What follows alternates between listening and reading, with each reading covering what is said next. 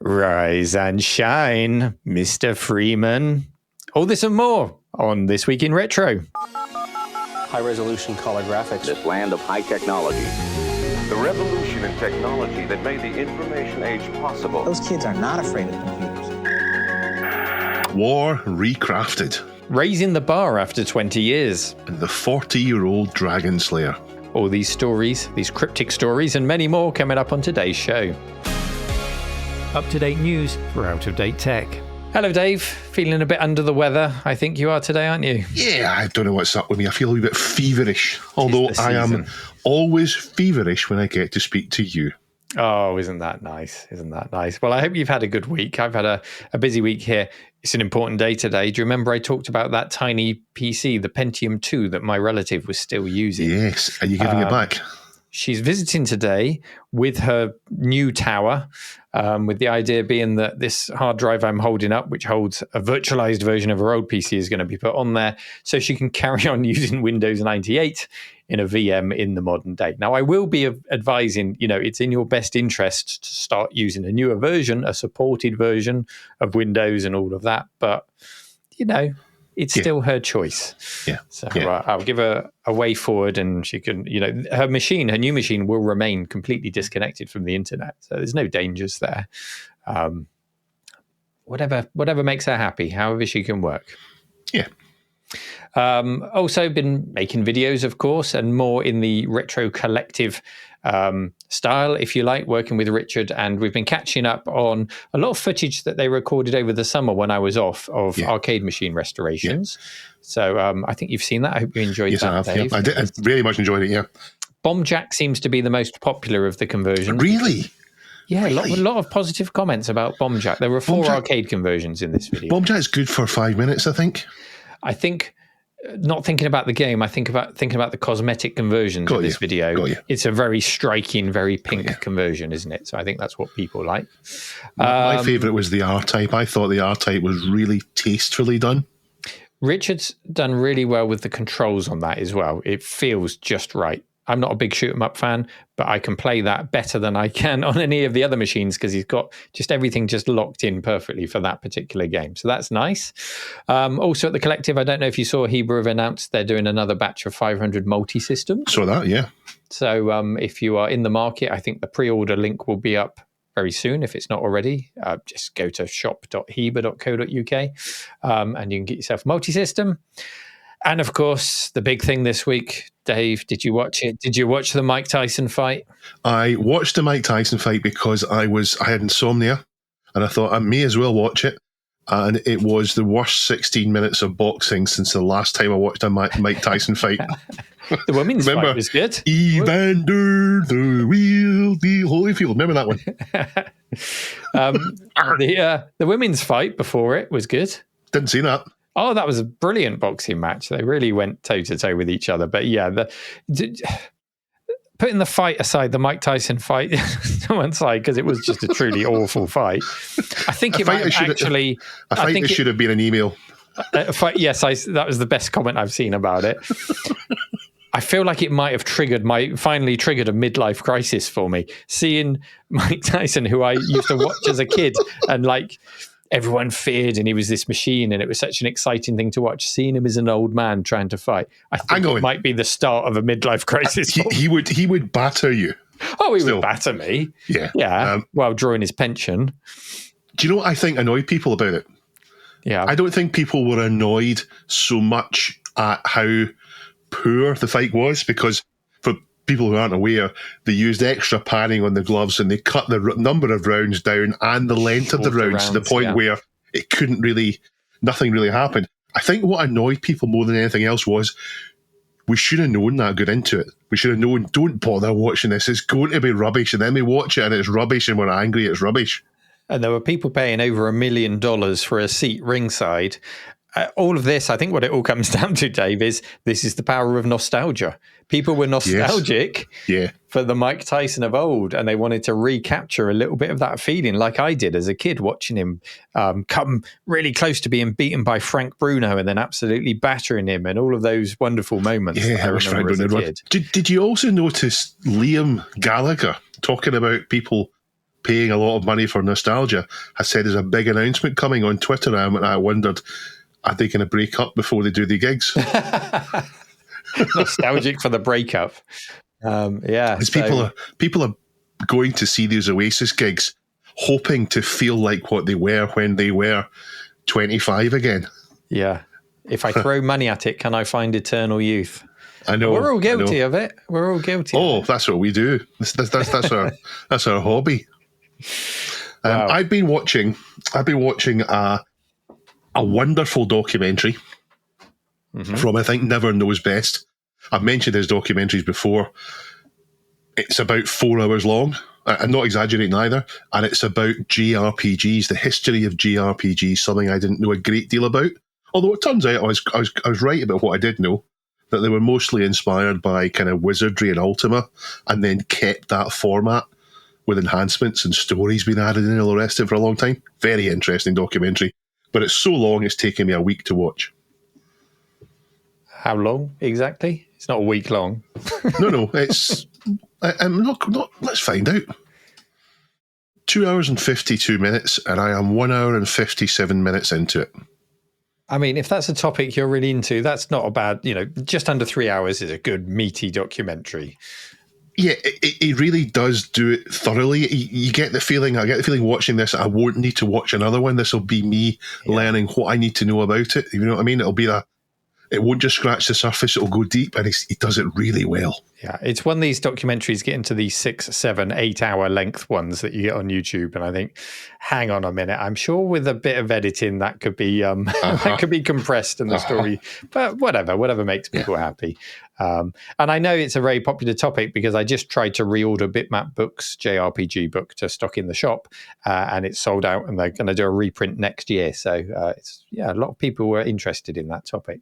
Yeah, 500,000 views. There we go. Right. Speaking of things people are interested in, Dave, should we get on with the show? No, let's not. Let's talk about the boxing again. No, let's not talk about the boxing.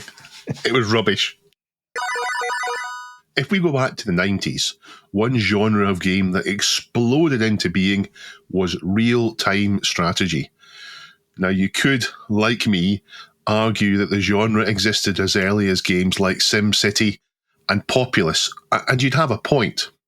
These are strategy games that you play in real time, but they're not really the same as the RTS genre.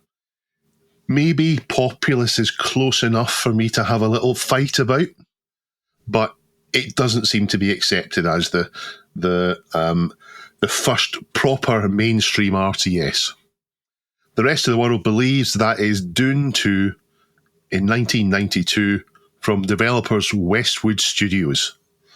They would, of course, go on to define the genre further with the massively successful franchise Command & Conquer starting in 1995.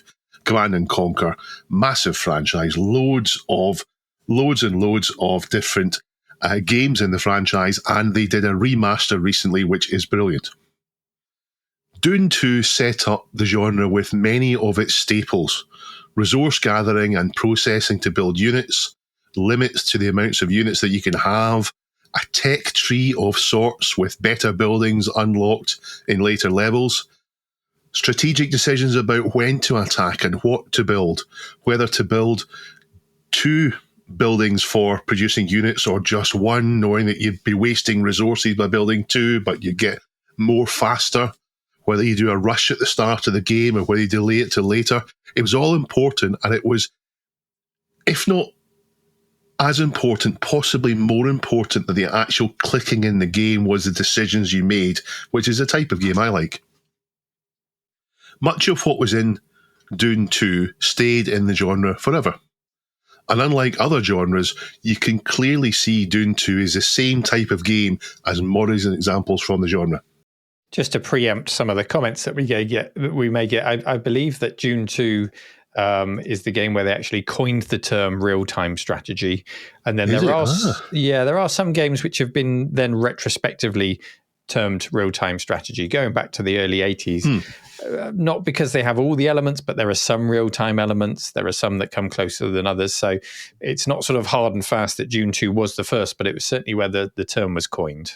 I think it's easy to avoid any arguments by saying it was the first mainstream game where all the elements coalesce together. Tell us if Dave's right in the comments section. Yeah, Dave's right. Sounds fair. I should point out as well that Dune 1 is not an RTS, and while it does have a strategy element to it later in the game, it's primarily an adventure game and was developed entirely separate to Dune 2. So Dune 2 is not a sequel to Dune 1. So Dune 1 wasn't a first step along the road for them. It was a completely separate game developed in a different continent. And that wasn't totally unusual back then. We got things like Indiana Jones, the adventure game, and the action game. Elvira, the arcade game, and there were lots of different versions of the same franchise. But Dune 2 is certainly my favourite out of those two. Dune 1's actually mine. Is it? Yeah. They're just such different games. It's hard to compare them. But between Dune 2 and Command & Conquer, another company came in. A relatively new company called Silicon and Synapse followed their critically acclaimed games Lost Vikings and Rock and Roll Racing with a new strategy game. They changed their name just before releasing it, and I'm sure everyone knows what I'm going to say. They changed their name to Blizzard, and the game was Warcraft, Orcs and Humans. I loved this game. It was precisely what I wanted. I loved and still love the fantasy genre, and this hit all the notes in it. In fact, it was very clearly trying to hit all the notes in the fantasy genre, and back in the 90s, it was okay to do that. I think these days, if you're too much orcs and humans and elves and dwarfs, you get a little bit passé because it's been done so many times, but it was certainly fine in the 90s. It was very quickly followed, I think only 13 months later, with Warcraft 2 Tides of Darkness. And that's because Warcraft, Orcs and Humans was such a huge initial success that there was a desperate need for a sequel. And the sequel took the game quite further. It was, I think, a higher resolution, certainly, but lots and lots more going on. A much wider range of units, including sea and air. And we had missions where you'd not have the ability to harvest materials and build more units. So you would get a limited number of units. You might recruit more along the way, but you would have a limited number of units and you wouldn't have the same formula of building your central hub and then building the unit producing stuff and the resource gathering. You would just have the units you started with, which is a little bit innovative. And I know that Command & Conquer did more of that later. I remember downloading tools to hear all of the speech, because they put a lot of effort into giving the little units funny, witty things to say, a lot of charm in that. And I remember putting massive amounts of hours into playing Warcraft 1 and 2. Not so much Warcraft 3. I did play Warcraft 3 and one of the expansions, and I think halfway through another expansion, my interest in it waned. I'm sure it wasn't the first, but I like to think Megalomania had a little bit of an influence on that. Do you remember clicking on the units and the silly little things they'd say? That was a lot of fun. I did eventually tire of RTS completely. The last I remember, and that's not to say the last I played, but the last I can remember that sticks in my memory is Age of Mythology, which is a bit more complicated and strategy focused than Warcraft. And I think it was back around 2005 that I played it. So it's been a very long time since I've really got into an RTS. And actually, it's had its remaster too, and I haven't even played that yet. But we're talking about Warcraft today, thanks to Vanessa for the submission. She's a huge fan of the games and the genre. Blizzard is a company which I think it's probably fair to say that are trying to find themselves again. They've remastered Warcraft 1 and 2 and put them on sale, along with the remaster of Warcraft 3 from 4 years ago in a pack. You can also buy them separately. Blizzard, though, are responsible for some of the most iconic and important franchises we've ever seen. Warcraft is the first big one. After that came Diablo and then StarCraft. 20 years ago, World of Warcraft, a massively online role-playing game. But in the last 20 years, the only new franchise, the only new game that I think of that they've made that has had sequels is Overwatch. So instead, they've focused on sequels to the existing franchises and now remasters. Diablo 4 is their most recent game, and despite widespread critical acclaim, it didn't seem to retain its players. I remember seeing articles about players drifting away from it. They've now remastered, though, most of their older games, the only exceptions being the standalone games, things like Lost Vikings. And I'm not sure how big the audience is for those compared to others.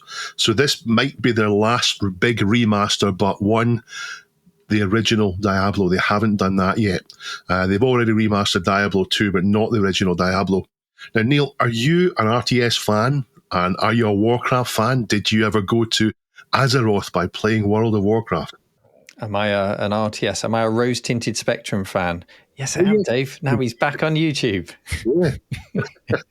Real-time strategy. I spent a huge amount of time on Warcraft 2, not least because there was only a month or so between the release of Warcraft 2 and the release of Duke Nukem 3D. I think it was December to January 95, 96. And at this time, I had two PCs in the house with a serial cable between them. So we had head-to-head death matches on Duke 3D, and we had battles on Warcraft 2, whatever you would call them. Death matches? What would you call that? Don't know. Wars. That's a name for it. Yeah. Games, that's it. Games, that's the word. It was fun in single-player mode, but it was definitely elevated to another level playing with two PCs in two separate rooms. Can you imagine it, Dave? Playing against someone in the same game from another room. I did it once or twice. I carried my computer up to the end of the street, and I remember playing, I think, X-Wing Alliance and Doom, but not for long. But you had it in your house anytime you wanted with your brother. Great big long cable. Who won most often? Rooms. It depends. In the case of Duke 3D, it depends who created the map, because we'd play custom maps, and only the person who created it would know where all the hidden passages were and the secret doors. Warcraft 2, it was more my friend Darren used to come round and play, and he would go into my brother's room and use his machine, and I'd be on my one. It was a lot of fun. Of course, we joke about being in separate rooms. Of course, this supported dial-up play. The internet existed in the UK. Battle.net. You would still be paying by the minute in the UK in 95, 96. So it could get quite expensive quite quickly with a game like Warcraft 2, especially if you're in the daytime, because it costs more in the daytime than it did after, peak and off peak after 6 p.m. Then you do your dial up. It seems like a different world now with broadband connections. But World of Warcraft, that came a lot later. And as we've discussed in the past on the show, I wasn't going to get sucked into an all-consuming experience of a MMORPG when I had a job to hold down. We both learned that lesson with, are you ready, Duncan? Ultima Online, ding, before it. And in the modern day, if I want to dip into RTS, there are a few. I mean, SimCity 2000 always draws me back. Slightly different game, city building, but still real time, still strategy. But more modern games, Stronghold. I think there was a remaster of Stronghold 2 recently. Really like that game. And Commandos. I don't know if you played that, Behind Enemy Lines. A lot of fun. The genre will always be around. It will always hold up. It's a fantastic genre. Also, it doesn't have to be on the cutting edge. It doesn't have to be, RTX 3D. It works really well with isometric style, even in the modern day. But speaking specifically about Warcraft 2, I haven't gone back to revisit it recently, because when I have, I find that RTSs are a reminder of how far the mechanics of these games have evolved. So you can get quite frustrated if you can't do things that are taken for granted now, like selecting multiple units, like rotating the view. It can just remind you of how far we've come. So I am tempted by the remaster. Hopefully it refines a few of those things and isn't just a graphical upgrade. I'm not sure. I need to look into it. Maybe you can fill me in on that, Dave. Yeah, I will do. If you fancy a game, though, I'm up for it. I think with Warcraft 2, they could have done a Warcraft 3 that was different than what they did. Warcraft 3 focused more on the heroes, and you tended to be a lot more mission focused rather than building focused in it. And while that was fine and I enjoyed playing it, I think I would have preferred if Warcraft 3 was more of an evolution of Warcraft 2. It's a shame they didn't do that, but Command and Conquer certainly did. Command and Conquer and StarCraft certainly did. I just wish the fantasy thing was there, because Command and Conquer isn't. Command and Conquer is sci-fi military, and StarCraft is future sci-fi, different aliens and all the rest of it. So it's a shame that didn't happen. Warcraft 3, I just didn't take to it quite the same way, not the same nostalgia for it. And also, they really put out too many RTS games in the late 90s and early 00s. There was far too many of them around, and I sickened myself of them. They really found what the formula was for them, and you knew you were getting exactly the same thing. Here's some units to start off with, and next level will give you a new building. And next level will give you a new building again. Even to the point where there was mobile games that were doing it quite cynically with you, with coins and microtransactions. As for the remaster, the key thing for me is does it make the games accessible, easy to play, and in a way that's as good as the originals? And the answer is yes. For lots of people, they don't want to be messing around with DOSBox. They don't want to be messing around with old hardware. They just want to play the games, and that's what these remasters will allow them to do. There is some enhancements to them. Not a huge amount of enhancements to it. I don't think this is a groundbreaking way to play the games. There's a few nice to have things on them. So I couldn't say that this is a really enhanced version with lots of real improvements. There is a toggle between the old and new graphics, so you can play them nearly the same way as the old way. And that's a good thing for me, because I don't like the new graphics. I don't think they're consistent. I think it's a bit of a mixed bag with the new graphics, and it looks a bit like they've rushed it through, which is a shame to hit the deadline of the anniversary. So I'd suggest staying with original graphics, but they're fine. They're fine to play. You'll be able to enjoy them. There's lots to play in Warcraft 1 and 2, so go and get some more. We are sponsored, thank you very much, by PCBWay.com. PCBWay.com, what do they do, Neil? Well, what do they do? What do they not do? Because I've been in their shared project section today, and off the back of the story we've just been talking about, you can order, through a few simple clicks, a main board for a World of Warcraft imp droid. Yes, you can make your own 3D printed imp and then put this circuitry inside it when you want to cosplay as a World of Warcraft at whatever expo you're going to. So whatever you can think of, if you just go into their shared projects, type in something, you will find it, including lots of retro computer add-ons, upgrades. I've just ordered myself a replacement for the real-time clock in the Amiga Arcadia arcade from the shared projects here, which replaces the lithium battery-based real-time clock with just a solid state alternative that will never leak. So that's what I'm going to put in as soon as it arrives. And it was a nice, simple process at PCBWay.com to order that. So please go to Shared Projects Retro Things, have a click about. Thank you for sponsoring us. A 2-hour documentary has been released by Valve. Yes, Dave? It's 2 hours too long for a documentary.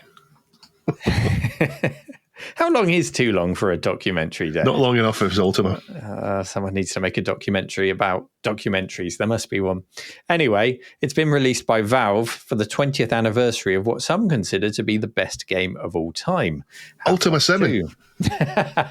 Ultima 9. Half-Life 2. An incredible game in itself, which redefined the first person. Pusin. The first person shouter genre. Pusin. But also Bombard Jedi. It also spawned the Source engine, which was developed alongside it. It took 5 years to make the game and $40 million, largely funded by the success of the first game in the series, which was a far bigger success than anyone at the company could have ever hoped for or expected, as they explain in the documentary. The inclusion of a detailed physics simulation allowed us to realistically launch a toilet in a way that we'd never been able to do before. We all did it. The doco, Dave, is part of a celebration of 20 years of the game. But it's not just this. There's also a major update for the game itself. Bug fixes, graphical updates, support for new controllers so you can play the game like a console owner. And they've also included episode 1 and 2 expansion packs, but they've made it so that the game flows seamlessly. So if you complete the first game, it will just click straight into episode 1. If you complete that, straight into episode 2 seamlessly. That is a long game. That is a truly monumental game if you try and play that all the way through from start to finish. Monolithic. There's also a quick video that you can find, and I'll put a link in the show notes, from YouTuber Lucia, which summarizes all of the updates. So if you just want to bash through them quickly, have a look at that.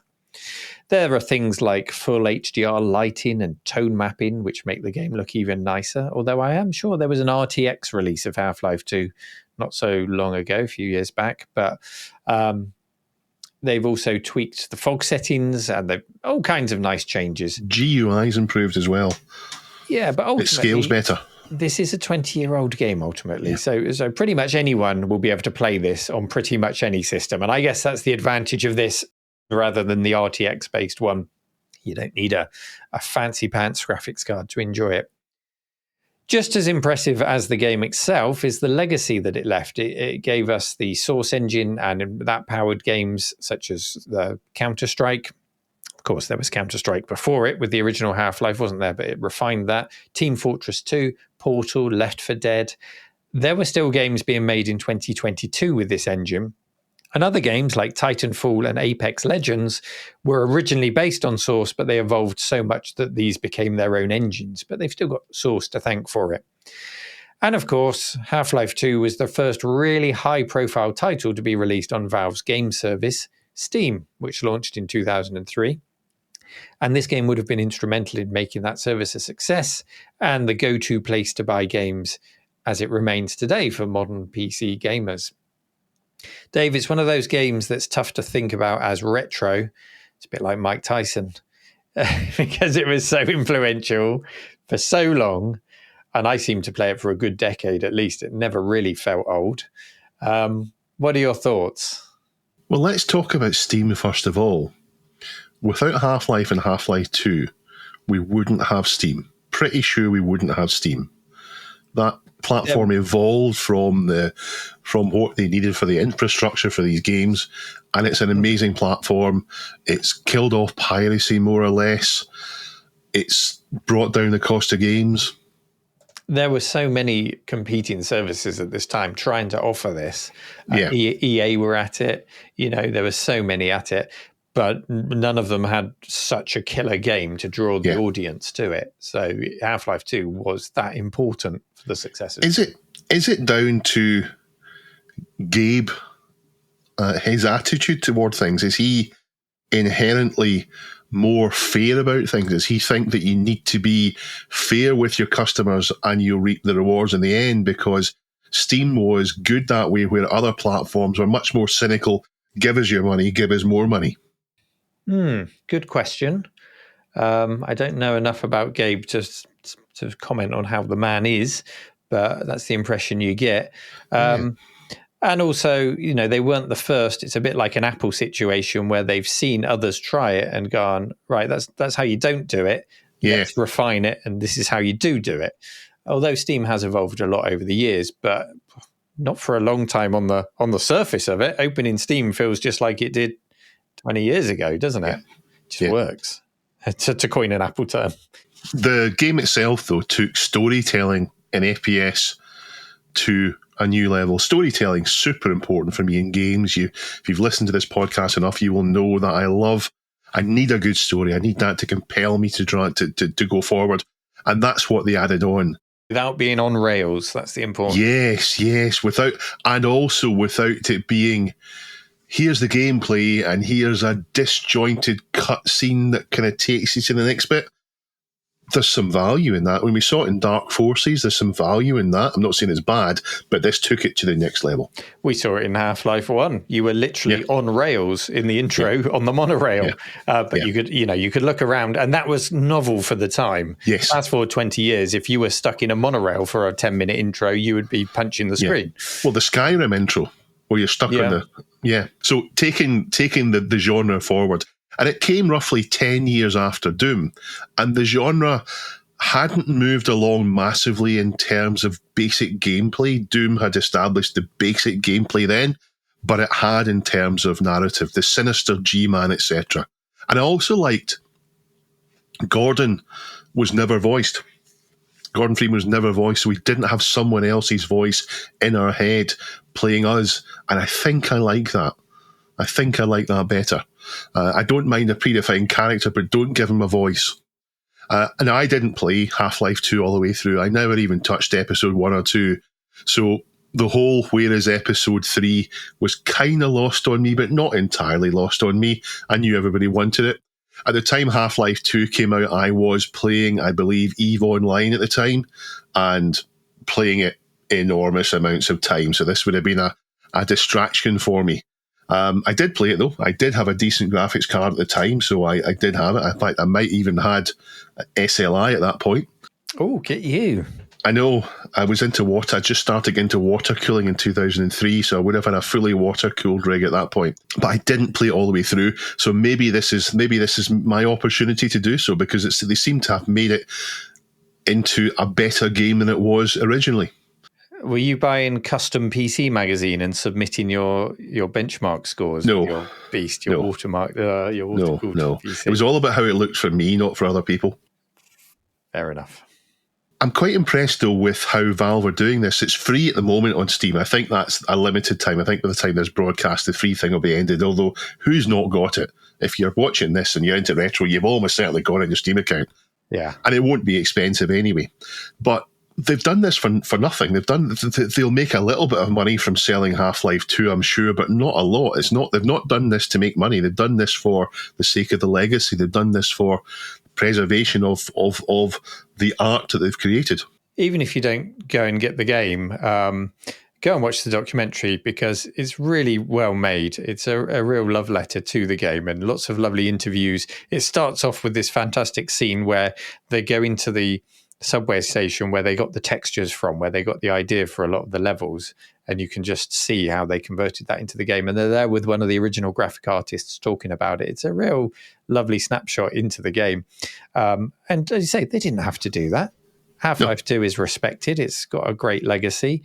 Everyone knows it. But they've decided to celebrate it. And, what other companies really do that? So fair play to them. So do check out the documentary. As Dave says, who hasn't got Half-Life 2? Whether you bought it on Steam, whether like me, you bought the orange box. That's how I got it back in the day.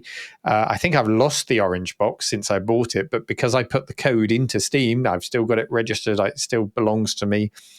When I went to check this out to see when if I could get it in the free period, I realized, I've actually already got it. I can't even add it to my cart because it's already in my Steam. And I'm sure many will be the same. And all the links to that and that documentary and everything else that we discussed will be in the show notes. So do check it out. And Half-Life 2, I haven't thought about it for a while, but it really holds up. And one thing that's mentioned is this update. Not a lot of love is given, some have complained, to the deathmatch side of things. They haven't done many updates or any changes on that side of things. But I think that's because it just works. I was still playing Half-Life 2 Deathmatch long after I'd finished with the single-player game. I had no reason to go back to that. But I don't think I would play that. You've never played Half-Life 2 Deathmatch? You've never launched a toilet at another person? No, I don't think so. It's still not in Half-Life 2. I'm not.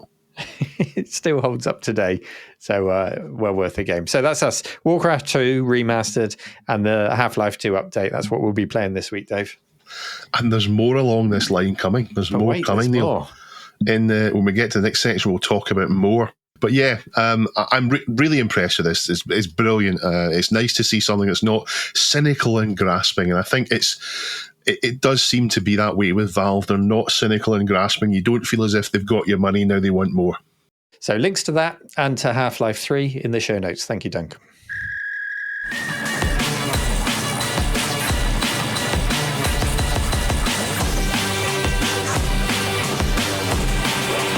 Dave's Briefs.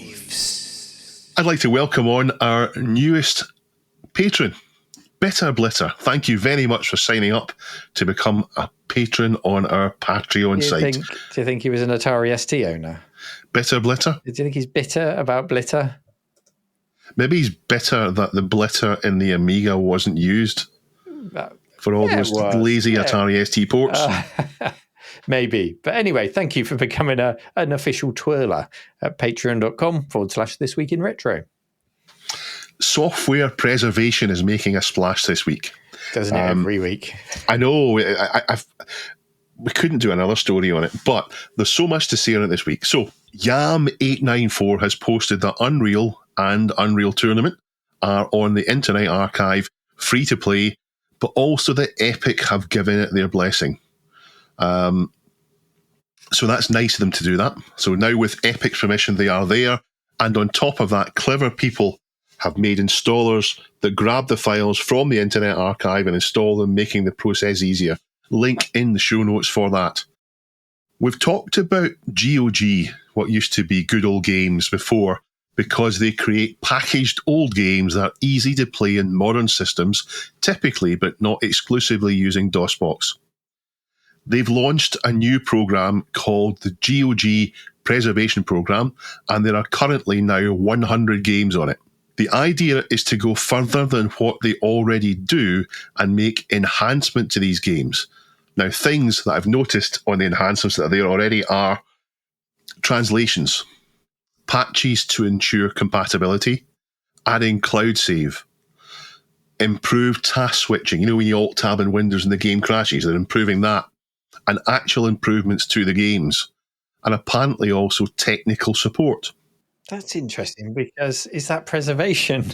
That's yes, isn't it? Yeah. Well, preservation is putting in a way that you can actually play it in modern systems. But you can do that within the confines of DOSBox, keeping it within that walled garden. This sounds like it's talking about breaking out of that and running things natively, task switching, things like that. So they say, I think this is for later games that aren't DOSBox, because remember, not everything they sell is DOSBox. So they've got later Windows games. So they say 100 games and 451 improvements to them. So it's a bit early to see how all this will work out. And importantly, they are picking the highest rated games. And I understand why they would do that, of course. But it's the same games that tend to get attention off of GOG. It's the games that are the easiest to find help to get working. And of course, they're commercial operations, so they have to be selling this stuff. That's why they've gone with those. But it is good. I do welcome it. And it's nice to see these games being brought up. DOS games are easy to sort out, but when you get to games from the Half-Life 2 era that are not as popular and well supported as Half-Life 2, they can be pigs to get to run. What do you think, Neil? Yeah, when you put it that way, at the end of the day, the goal is to be able to play it. But when they're using the word preservation, that makes me think, okay, they're doing it in such a way that you can play it now, but in another 20 years, is that way of doing it going to be broken? Will we still be able to use that? If they're talking about things like cloud-based saves, will that service still exist? Will I be able to still get to my cloud-based saves? So I still like things being within a walled garden for preservation purposes. Things like Exodus, where you've just got your list and everything runs within its confined window, and you're not adding improvements like this. So, there are pros and cons to doing it both ways. I'm going to suggest that if they get a game from 2002 that doesn't work now in Windows to work in modern Windows, I bet there's much, much more chance of that working in 2045 than there is if they didn't do it. Well, make a note and we'll check back on show 3720. Yeah, just Tracy, Dave, actually, you were right. I'm sorry. Duncan, remember that in that show. Yeah, make a note. Yeah. And remember to link back to this show, Duncan, when we do that show. Yeah. Remember back. We've also been contacted by Molly Patterson, who was the creator of the Mego Drivo game database that we covered last week. She's contacted us on Blue Sky and said, "Thank you for the kind words. They're definitely right about the console's name." This was us chatting about, it's not the Genesis, it's the Mego Drivo, isn't it, Dave? I'm surprised how well our American viewers have taken what was just a bit of fun from me. I do kind of mean that it's wrong to call it the Genesis everywhere, but I don't want to run over anyone's memories. If you think it was a Genesis, then keep thinking of the Genesis. Yeah. And just talking about Blue Sky for a moment, where Molly contacted us, it does feel like there's a bit of an exodus over to Blue Sky at the moment, particularly within the retro niche. People are just flocking to Blue Sky, whether it's for political reasons or whatever reason it is that they want to do that. They're not necessarily closing their Twitter or X accounts. Some of them are. But Blue Sky is very active at the moment, so I would encourage you to go over there and join it if you want to keep on top of retro news. We've all signed up there, so you'll find us there. If you look for the Retro Collective, nice thing you can do on Blue Sky is make lists of people to follow. So look for that, and you'll find a list of This Week in Retro, The Cave, The Arcade, Heba, everyone. And with one click, you can just follow everyone. Likewise, there's lots of retro computer people lists that you can find. One click and you're following them all and you'll get all the news that's relevant to you. So I'm enjoying Blue Sky at the moment. Are you, Dave? Yeah. It's got... The problem that I had with Twitter was it had this feeling that it was in decline. And I don't like that. It's not a nice thing. I'd like to be somewhere where you feel as if it's getting better all the time. Yeah. At the moment, that is Blue Sky. So I'm still on both. I have no intention of leaving Twitter, at least for now. If everyone leaves Twitter and goes to Blue Sky, then great. I'll only have one to use. But yeah, Blue Sky seems nice, very nice and cozy at the moment, Neil. Nice feels and like warm, fluffy. If you're nostalgic for old Twitter, it feels like the place to be. Yeah. Don't forget Atari Addict magazine. They are about to hit the tipping point and go to press on that special edition. Go and buy it. And don't forget Alan, our guest from last week, also known as Happy Coding ZX, his Midnight Brew compilation for charity. Go and get that. I need to order it myself, actually. I haven't done that yet. On to briefs. G7VFY tells us that Thomas Kurtz, co-creator of the Basic Language, has sadly passed away on the 12th of November. His wonderful creation will live forever. Arv links us to Rob Smith's video on how triple format discs work. And hold your tongue, Dave, because I think we've run out of every possible cure reference we could make when it comes to Rob Smith. Or have you got anything else that you want to... No, I haven't got anything else in mind for poor old Rob. Rob is fantastic. Rob made retro.directory. He says he's going to move that across to Blue Sky soon. Oh, fantastic. The triple format disc, so... I remember them well. I remember double format discs, Atari and Amiga discs on magazines like Zero. And then later you would get Atari, Amiga and PC discs, which were witchcraft because they all... Well, the Atari and the PC worked in a similar way, but the Amiga was certainly different. Fat, So a really interesting... Rob's so good at getting to the bottom of technical information and relaying it in a way we can all understand. He's great at that. Hello, Rob. Hello, Rob. 42 Nobody 42 links us to an Alan Partridge in Norwich Tandy video, which will make no sense at all to anyone outside of the UK. He's visiting what in the US would call Radio Shack, and Alan is a sitcom character. Alan Partridge is a sitcom character that I think everybody secretly worries that they are. If you're not in the UK, go and watch it, and I'd like to know what your country's equivalent is of an Alan Partridge. Send us a link so we can see. Who do you secretly hope that you're not, but you probably are a little bit. Yeah, a little bit David Brent as well. Yeah. SDMat22 links us to a Time Extension article explaining that 2 lost Sega Channel games have been found. I think one of them was Chess Master, wasn't it? I can't remember the other one off the top of my head, but always nice to see that preservation happening. And a really cool little video from Crafty Log 6915, who tells us that he spent too much time in the Swansea Microstore. It's a 12 seconds long advert voiced by Tom Baker from Doctor Who. I really enjoyed this. Even though it's 12 seconds long, I paused it and had a really good look at the store because I'm looking for inspiration for the cave. I'm looking for ideas for displays. And it's like, here's an authentic shot of an 80s store in Swansea. There's not much of it around. There's not very many videos of old shops around. No. This goes back to what I said for Rob Smith to do some time back. Can we have a section on retro.directory where we can see old pictures around the map of old stores? And videos would be great too as well. I'd love to see them. There is lots more on the subreddit. Go there and have a look at the stories. Submit your own articles for us to have a look at. Unfinished business is a topic that just keeps coming back in retro.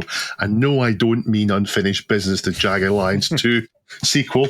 I mean going back to games, or in fact TV, that we didn't finish off and completing it.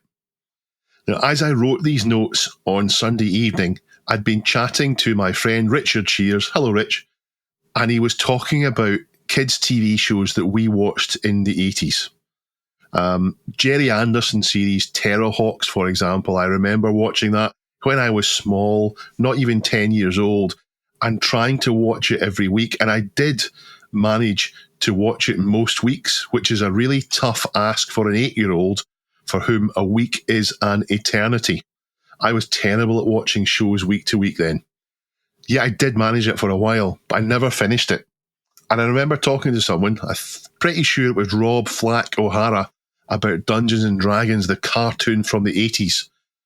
I'm sure he did a podcast episode about how they never actually finished the series. But these things are incomplete in my head because I didn't watch the end of all these kind of cartoons, if the end existed for them, because a lot of the time they didn't bother finish them. And then you watched them on kids' TV and they showed them out of order and all the rest of it, Ulysses, etc. And there's plenty of games that I'd like to go back to and complete too. And sometimes I've done that. Sometimes with a walkthrough. Sometimes it's a point and click and I've used a walkthrough to get through it, and I would rather not use the walkthrough, but it's better than not getting through it. And in fact, one of my favourite things on YouTube is to watch a big, long let's play of a game that I never finished. I get the enjoyment of seeing it, but I don't have to find the time where I can sit and actually play the game. I can do it while I'm doing other things. I can iron, I can cook, whatever, while I'm watching someone playing it. But I've said before, I'd like a digest of the old kids' TV shows from the past, because I'm not going to watch the full thing again. I'd like to see a cut down thing so that adults, we feel as if we could watch the whole story from start to finish and get closure on it. Neil, how do you feel about closure? I know that you suffer from FOMO, fear of missing out, like me. You're crippled by FOMO. But what about closure? Does that bother you as well? I think you've just hit on a really good idea. If you started a YouTube channel where you just cut down Dungeons and Dragons into one 30-minute episode so we could all see what happened, I think people would love that. I know. Maybe Rosie can do that next, because he's been doing kids' TV, so maybe he could tell the story of it so that we could feel as if we got the end of it. Yeah. But I couldn't tell you which TV shows as a kid that I watched did have an end and which that didn't. Yeah. And which, lots of them, it was everything went back in the box by the end of the episode. If you watched an episode of He-Man or Thundercats, for example, you finished where you started. There wasn't a progression from episode to episode that I recall. Or in the case of He-Man, you finish where you started, and then you'd get some life advice from He-Man. Remember? Oh yeah. You know, remember, kids, never boil a kettle on a boat. Well, I was really surprised to hear you say that Dungeons and Dragons never got closure, because the whole point of the show was for the kids to get back home. It was reinforced in every single intro. I think there's an audio finish. Yeah, exactly. I went and looked into this because I had to get closure on this, Dave, when you said it. And it turns out, it was cancelled before the final episode. The script was published for the final episode, and then it was performed as an audio drama, which is on one of the DVD editions of the series. And I'm sure it's online as well. So you can kind of get closure, but that's terrible, isn't it? I feel my whole childhood was a lie. I think we've tried going back to these nostalgic shows to take us to our happy and safe place. We've all done it. And a lot of the time, if I'm honest, it's just the intro and the theme tune that's needed to satisfy us. Pole Position. If you remember the intro for that. Yeah, absolutely fantastic song. Yeah, brilliant. If we do want to consume a whole series and find closure in something like Cities of Gold or Ulysses or Pole Position, then we are quickly reminded of the pace that kids' shows had and how that's changed over the years. And I'm acutely aware of that because having a 3-year-old now, my goodness, the breadth of services that are available to watch kids' shows on now means that the quality varies wildly. Do you get a choice in what she watches, or do you have to watch what she wants you to watch her? Let her watch? No, I decide, despite her best protests, because if she has the choice, then it often lands on some really weird things. Have you ever seen Pink Fong? No. Never heard of it. And often I'll have to go on YouTube to get that. And then if you just leave YouTube Kids playing, the low effort stuff that comes up and is passed off as kids entertainment, it's killed a lot of my brain cells. It is awful. So when I have the choice, which is always, unless I'm being a little bit lenient, I'll just put CBeebies on and let it rotate what CBeebies wants to play, because there's a level of quality. When she's a little bit older, would you like her to watch some of the more inventive and creative BBC stuff that we had as kids? Like the Secrets of the Stones and stuff, the things that were they don't seem to get now. They're a little bit dark. A little bit dark, yeah. But when I was thinking about this, I was thinking, is it that kids' TV show when we were a kid didn't talk down to us? But actually, watching stuff on CBeebies, it doesn't really talk down to kids. It still talks at a good level to kids. Okay. But you're right. It's things like Waffle the Wonder Dog. It's not some dark thread. There's not a nightmare, I don't think, or anything like that. Or even Dungeons and Dragons had a sort of darkness to it, didn't it? Yeah. There was always that sort of dangerous element to it. So maybe I haven't watched enough to say this definitively, but yeah, I do think that things like Ulysses and Cities of Gold, I don't see anything like that at the moment out there. Talking of closure, though, if we're coming away from TV shows, I am more likely to go back to an old video game than I am a TV show. Most recently, it was Sidewinder on my Amiga, which was prompted by the Arcadia arcade restoration, which Sidewinder was one of the few games for it. And I managed to get hold of, for the next episode, some Arcadia branded game packs for the Amiga, because with the failure of the arcade, they used the name to publish games, including Sidewinder. So I got a nice box with Sidewinder in it and the logo on it, Arcadia. Fired it up on my Amiga 500 with my Immortal joystick, which has a nice auto fire switch, turned that on, and it was so easy. I thought, wow, am I this good at video games? It turns out it seems like Sidewinder wasn't written with auto fire in mind. So it's actually very easy. You just go left and right and blast through everything. And I thought, I've got quite far in this. And I checked a playthrough and I was within 10 seconds of completing the game. I got that far on my first go of booting it up. Because of the auto fire, I'm not that good. So I'm going to do it. I will beat it. I will get closure on Sidewinder. And I did enjoy it, even in super easy mode. Did you finish the Ultima games you played? I finished... I finished Ultima 7 when I came back and did it on a stream. Right. Ultima 6, no, didn't finish. I put hundreds and hundreds of hours into them, but often back then, because it was a completely offline experience and such a big, full feeling world, I just existed in it. I just went from dungeon to dungeon. I did little missions. I explored. I probably completely forgot the main plot, the main thread of the game that I had to follow, and just explored and gathered gold and bought boats and did all this. It's only when I've come back and gone, right, let's follow a playthrough, that you realize that actually there's quite a linear thread through the game. But that's true of Skyrim. That's true of any RPG. If you just stick to the main story, you're going to get through it pretty quickly. But there's more satisfaction to be had in just existing in some of those worlds. Well, the reason I brought it up is a submission from Pajako of a PC Gamer article. It's from Christopher Livingston, and it's titled 40 Years Later, I Finally Beat the Arcade Game That Financially Destroyed Me as a Child. It's quite a long article, actually. It's not just a short little puff piece, and it is a really good read. It talks about his experience with it in the early 80s at his roller rink.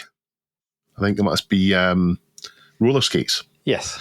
And how he played the game and how he paid a fortune to play it. And the game, of course, is Dragon's Lair. I thought you were going to say it was Outrun, but he was playing it with his roller skates on, hence why it's taken him so long and cost him so much money. How old were you when you realised that Dragon's Lair was a pun on Dragon's Lair? Oh, far too old. I should have noticed it far much earlier. I'm kind of not a fan of Dragon's Lair because I think it's a bit cynical and a bit too easy to spend your money in what fundamentally is just a memory game where you have to pay to see a bit more of the animation every time and learn which one was the right option. But that said, I'm a fan of it because it's an amazing game in terms of the technology, using the random access memory of the Laserdisc, as well as the quality of the animation. It compares with cinema animation of the time. It's not, you wouldn't see Dragon's Lair and think this is cheap, rubbish animation. It was really that good. He goes on to talk about buying it recently on Steam for $10 and feeling bad that he's putting even more money in their pockets, and describes it as QTE the game. And QTE means quick time event. It's a gameplay mechanic like you would see in Mass Effect, for example, where you have the option to tap the controller in the middle of a cutscene to do something, or press F to pay respects, or X to doubt. And he trained himself on the Steam version, and now he wants to find the original and play it. Now, Neil, you don't have the original downstairs, but do you have the sequel? And what do you think about Dragon's Lair? We don't. We have Space Ace incoming. Richard's bought a Space Ace cabinet, which he needs to go and collect. And did you have Dragon's Lair 2 for a while? It was in storage for a while for someone, and then it went back to them, but it was never operational.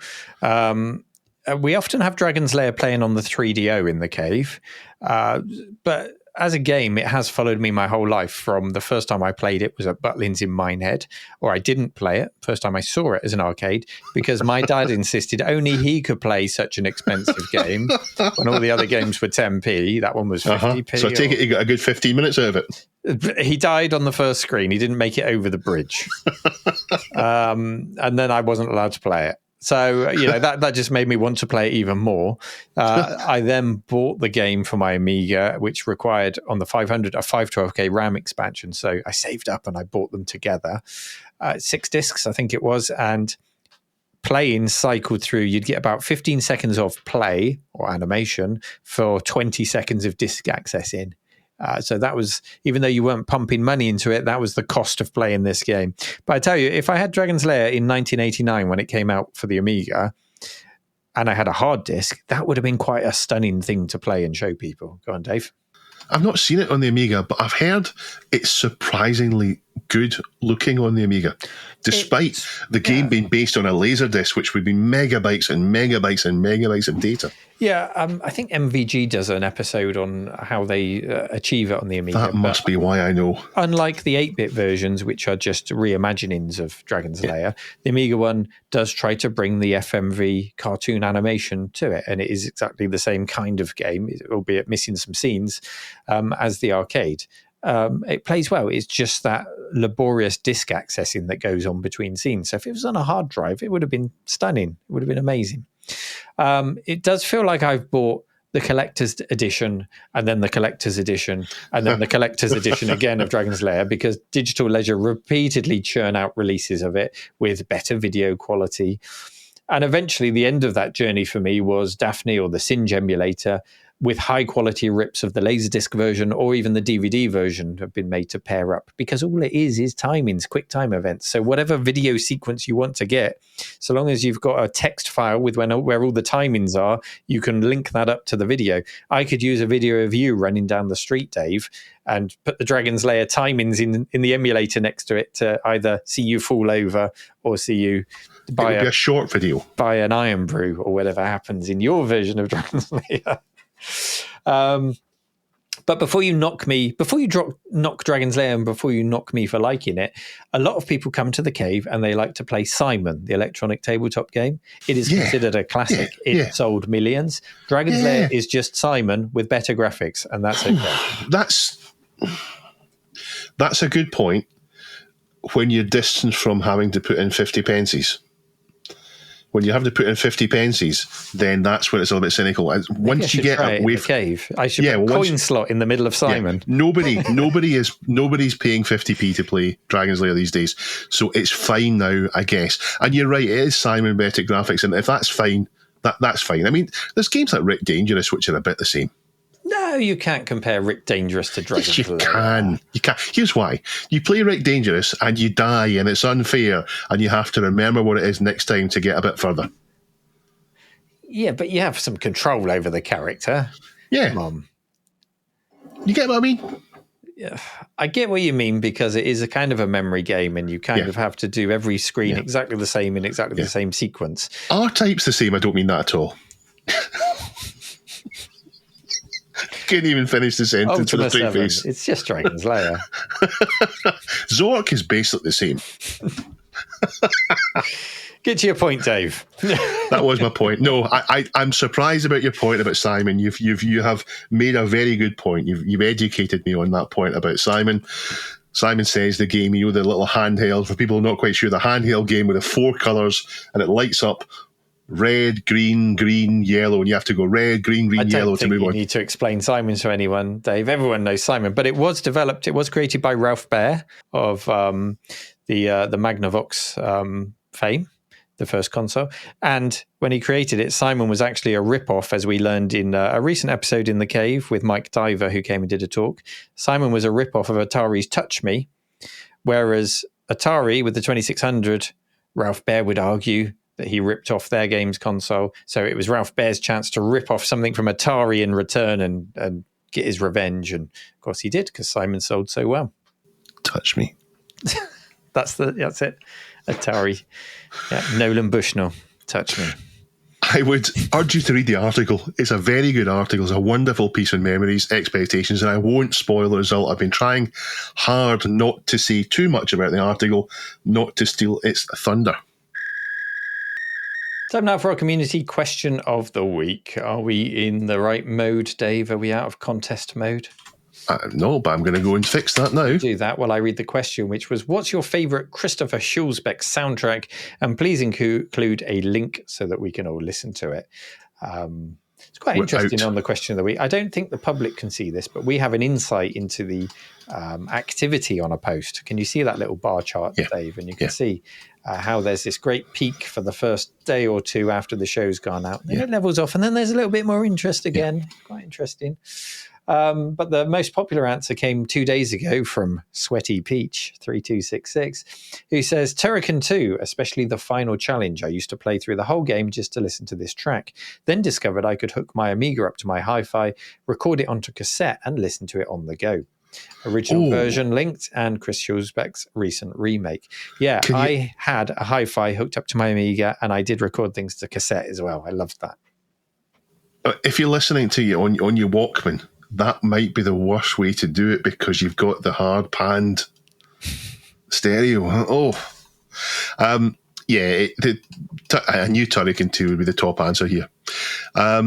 Antiques for Geeks writes an essay, and it says, February 1990, we're still scraping the last of the snow from the drive, patiently waiting for the spring to arrive. A trip to town yields a precious cargo, Amiga format complete with a cover disc and promises of games to come, filling the void left by the Christmas long gone. One such promise was the demo of X Out on the cover disc. Despite just being a demo, it still contained the intro, the towering title track, and urgent, pounding, pulsating thrust.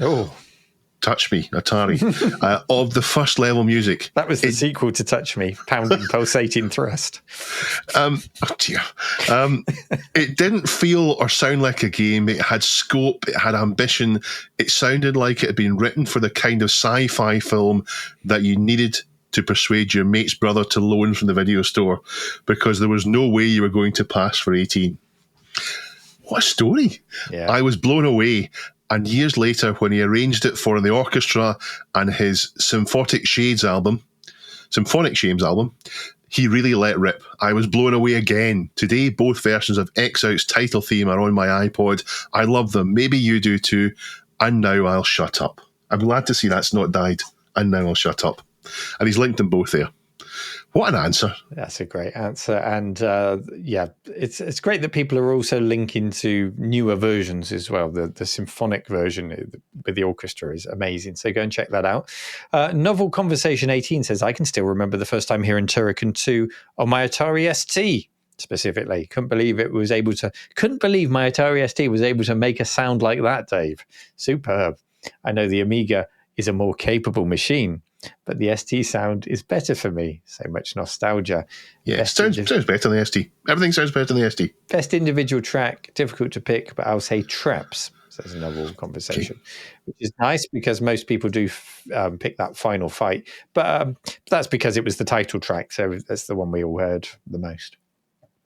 Other great answers. Pajako, Turrican 2. Any jump out for you? Furry says Jim Power. I never played Jim Power. Did you? No. Turrican 2, I mean, everyone says Turrican 2. I guess we would know it'd be Turrican 2. I mean, that's definitely the masterpiece.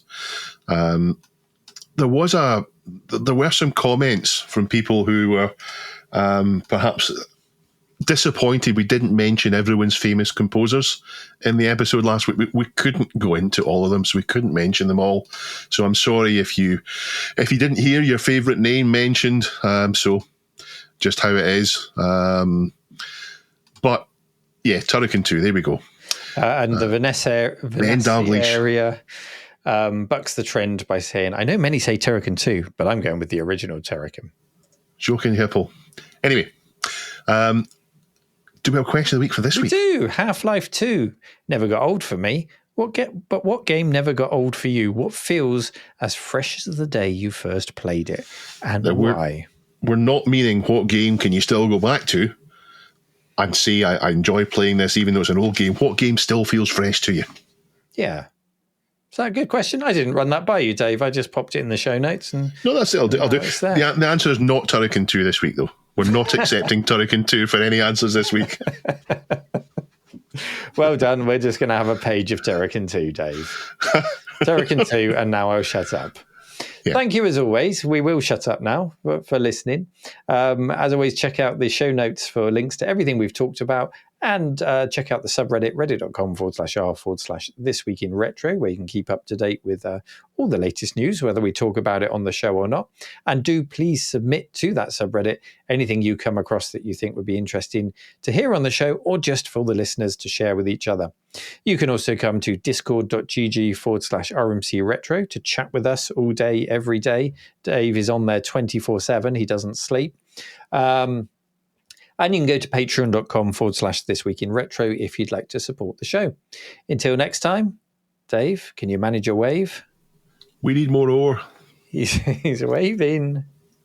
Take care, everyone. Bye-bye. Bye-bye.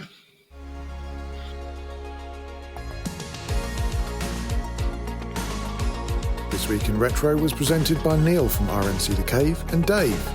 It was produced by me, Duncan Styles. The podcast version of the show is available through your favourite podcaster, including Apple Podcasts and Spotify. And the video version is available on the This Week in Retro YouTube channel.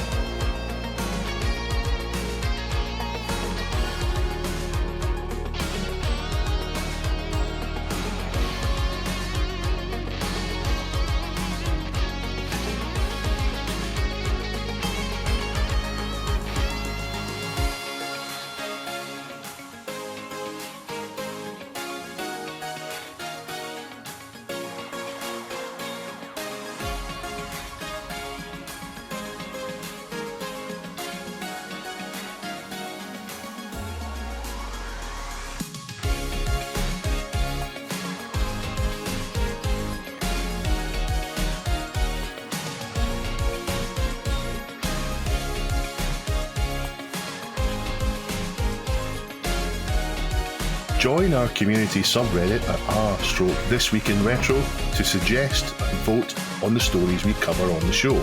If you watch This Week in Retro on YouTube, please give us a like and subscribe to help us reach new viewers. If you enjoy our show and would like to support it, then please check out the link to our Patreon page in the show notes or description. Thank you for listening, and we'll see you next time for more up-to-date news for out-of-date tech.